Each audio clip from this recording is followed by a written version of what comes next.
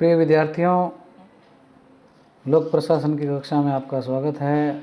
हम लोग लोकतंत्र में नौकरशाही की भूमिका का चैप्टर पढ़ रहे थे। इससे पूर्व हम लोगों ने लोक सेवा और नौकरशाही क्या है और नौकरशाही का अर्थ और परिभाषाएं परंपरावादी दृष्टिकोण से और आधुनिक दृष्टिकोण से क्या हैं उसके बारे में पढ़ा था। आज हम FM मार्क्स के विचार और FM मार्क्स के अनुसार नौकरशाही के जो प्रकार हैं उसके बारे में पढ़ेंगे। FM मार्क्स ने नौकरशाही के संबंध में जो मत व्यक्त किया है वह पूर्णतः सटीक प्रतीक होता है। उन्होंने कहा है कि करोड़ों लोगों ने नौकरशाही शब्द नहीं सुना, किंतु जिस किसी ने भी सुना है वह या तो उसे उसके प्रति शंकालु अथवा यह समझता है कि नौकरशाही शब्द किसी न किसी बुराई से संबंधित है। यद्यपि पूछे जाने पर वह इसका अर्थ बताए जाने से कतराएगा, किंतु वह अवश्य कह देगा कि इसका मतलब कोई बुरी बात है। विभिन्न विद्वानों ने नौकरशाही को विभिन्न अर्थों में देखा है। FM मार्क्स ने उन 4 अर्थों का उल्लेख किया है जिनमें क्या है विभिन्न विद्वानों ने नौकरशाही शब्द का प्रयोग किया है। पहला जो है वो है कि नौकरशाही एक विशेष प्रकार के संगठन के रूप में। यहाँ पे क्या है, नौकरशाही का अर्थ ही चल रहा है हमारे, उसी अर्थ को क्लियर कर रहे हैं। मार्क्स के अनुसार नौकरशाही एक ऐसा विशेष प्रकार का संगठन है जो सरकारी नीति को क्रियान्वित करने के लिए उत्तरदायी होता है। नौकरशाही के इसी अर्थ को पिफनर ने भी इस प्रकार व्यक्त किया है कि कृत्यों के एक विशेष प्रकार के व्यवस्थित संगठन को जो सामूहिक प्रयत्न से उद्देश्यों को सबसे अधिक प्रभावशाली ढंग से प्राप्त कर सकता है, नौकरशाही कहते हैं। दूसरा जो रूप है, अर्थ जो है वो है संगठन के अच्छे प्रबंध में बाधक एक व्याधि के रूप में।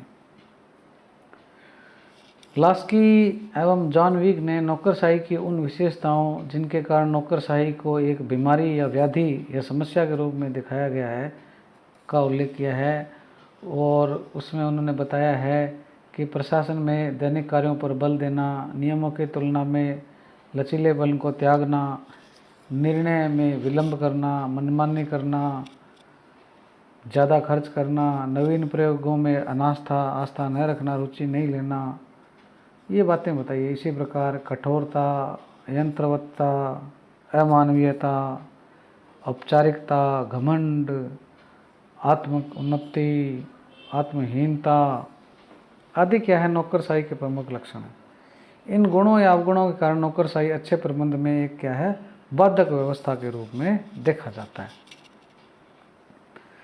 एक है नौकरशाही बड़ी सरकार के रूप में। यहाँ पे हम क्या है नौकरशाही किन किन अर्थों में प्रयोग में लाया जाता है उसके बारे में देख रहे हैं। एक विशेष संगठन के रूप में भी आता है, अच्छे प्रबंध में बाधक के रूप में भी आता है नौकरशाही शब्द का अर्थ, और एक बड़ी सरकार के रूप में भी आता है, bureaucracy as a big government. आज का युग बड़ी संस्थाओं का युग है।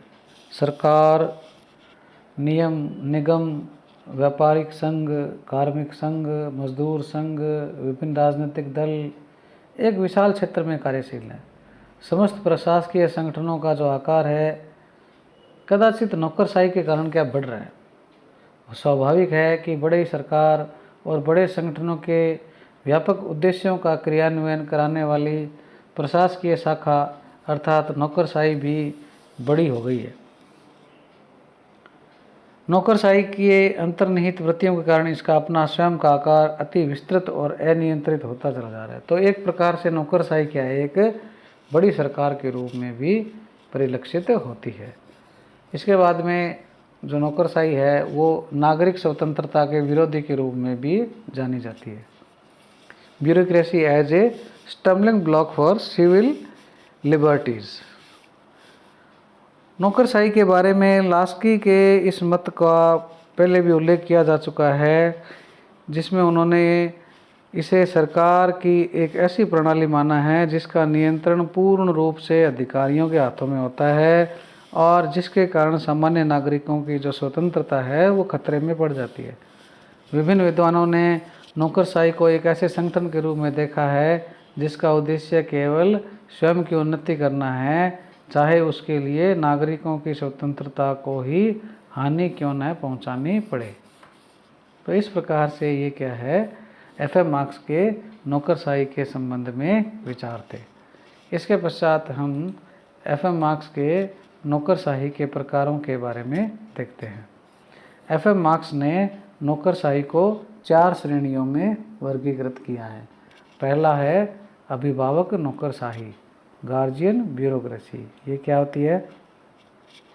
ऐसी नौकरशाही जिसके द्वारा एक अभिभावक जैसे दायित्व संपन्न करता है, वह जनसाधारण के लिए सदैव चिंतित रहता है। प्लेटो के आदर्श राज्य की योजना ऐसी नौकरशाही का प्राचीन उदाहरण है। जैसे गार्जियन अपने बच्चों का ध्यान रखता है, उसी प्रकार नौकरशाही भी क्या है, ध्यान रखती है। आधुनिक युग में प्रशा की नौकरशाही जो 1640 से 1650 में रही है, इस श्रेणी में मानी जा सकती है। प्रशा की इस नौकरशाही में राज्य के हित में समर्पित, एकीकृत व संतुलित प्रशासनिक व्यवस्था, शिक्षित व योग्य प्रशासक, राजतंत्र और मध्यम वर्ग का समन्वय, सजग, राजतंत्र के मूल्यों से संगत तथा जन भावनाओं के प्रति अनुत्तरदायित्व के गुणों का उसमें क्या है, उल्लेख किया गया है। तो ये क्या है, अभिभावक नौकरशाही है। एक ये प्रकार हो गया। दूसरा प्रकार वो कहते हैं जातीय नौकरशाही, कास्ट ब्यूरोक्रेसी। ऐसी नौकरशाही जो उन लोगों के वर्गीय संबंध से उत्पन्न होती है जो शासन व प्रशासन के उच्चतम व प्रमुख पदों पर होते हैं। यानी जो लोग शासन और प्रशासन के उच्च व प्रमुख पदों पर होते हैं, उनसे क्या रिलेशन से क्या है, ये पैदा होती है। इसमें वे ही व्यक्ति नियुक्ति पाने में सक्षम होते हैं जो उच्च वर्ग या जातियों या शासकीय जाति के होते हैं। इसमें नौकरशाही में प्रवेश हेतु ऐसी योग्यताएं निश्चित की जाती है जिसमें उच्च वर्ग वाले लोग ही प्रवेश पा सकें। विलोबी ने इसे कुलीन तंत्रीय नौकरशाही की संज्ञा भी दी। पद व जाति में अंतर संबंध, सेवा या पद का एक परिवार से जुड़ जाना, इस प्रकार की नौकरशाही के लक्षण हैं। मार्क्स ने इस प्रकार की नौकरशाही के प्राचीन उदाहरणों में रोमन साम्राज्य तथा आधुनिक उदाहरणों में जापान के मेजी संविधान के अंतर्गत उसका उल्लेख किया है। इसके बाद में अगली जो नौकरशाही का प्रकार है वो है पैट्रोनेज या संरक्षण ब्यूरोक्रेसी। इसे लूट प्रणाली पर आधारित माना जा सकता है। इसमें लोक सेवकों की नियुक्ति योग्यता के आधार पर नहीं होती, बल्कि नियोक्ता जो है, जो मतलब सेवा देता है या नियुक्त करता है, उससे राजनीतिक संबंधों के आधार पर होती है। पहले अमेरिका में प्रत्येक नवनिर्वाचित राष्ट्रपति पुराने अधिकारियों को सेवा मुक्त कर उन पदों पर अपने राजनीतिक समर्थकों को नियुक्त कर देता था। इन नियुक्तियों में शैक्षणिक, व्यावसायिक योग्यता का कोई महत्व नहीं होता। कार्मिकों से राजनीतिक कार्यक्रमों के लिए निष्ठा या प्रतिबद्धता की अपेक्षा की जाती थी। इसमें प्रशासन तंत्र अपने राजनेताओं को प्रसन्न करने का प्रयत्न करता रहता था। तो ये इसमें बताया गया है। अगला जो आता है वो है योग्यता पर आधारित नौकरशाही, मेरिट ब्यूरोक्रेसी।